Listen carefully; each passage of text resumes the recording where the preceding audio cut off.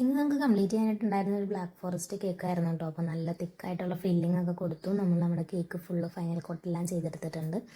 അപ്പോൾ കേക്കിൻ്റെ ക്രീമിലൊറ്റ ഒരു ഡ്രോപ്പ് പോലും കളർ ആഡ് ചെയ്യണ്ടെന്നായിരുന്നു കസ്റ്റമർ പറഞ്ഞിട്ടുണ്ടായിരുന്നു. അപ്പോൾ നമ്മൾ ജസ്റ്റ് ഫോണ്ടൻറ്റിൽ ജസ്റ്റ് ഒരു ഫ്ലവറിന് മാത്രമേ നമ്മൾ കളർ കൊടുത്തിട്ടുള്ളൂ, വേറെ അല്ലാതെ കളറൊന്നും യൂസ് ചെയ്തിട്ടില്ല. അപ്പോൾ ഞാനൊരു ഫോണ്ടൻ്റ് വെച്ചു, ഈ ഒരു ഷേപ്പിൽ ജസ്റ്റ് കട്ട് ചെയ്തു. അതിന് ശേഷം ഫ്ലവർ കട്ടേഴ്സ് വെച്ചിട്ട് ഞാൻ ഇതേപോലെ ചെറിയ ചെറിയ ഫ്ലവേഴ്സ് എല്ലാം കട്ട് ചെയ്ത് അവിടെ ഒരു ഡിസൈനായിട്ട് ഞാൻ അങ്ങനെ കൊടുത്തിട്ടുണ്ട്.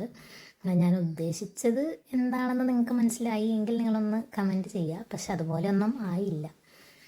പിന്നെ ഞാൻ അതിലേക്ക് ഒരു പിസ്ത ഗ്രീൻ കളർ 2 ഫ്ലവേഴ്സും അതുപോലെ തന്നെ 2 ഗോൾഡൻ ഫോക്സ് ബോൾസും വെച്ചു കൊടുത്തു. പക്ഷേ ആ ഒരു ഗ്രീൻ കളർ ഇതിന് മാച്ച് ആവുന്നില്ല എന്ന് തോന്നിയപ്പോൾ ഞാൻ നേരെ അതെടുത്ത് മാറ്റിയിട്ട് ഒരു പിങ്ക് കളറാക്കിയത് മാറ്റി.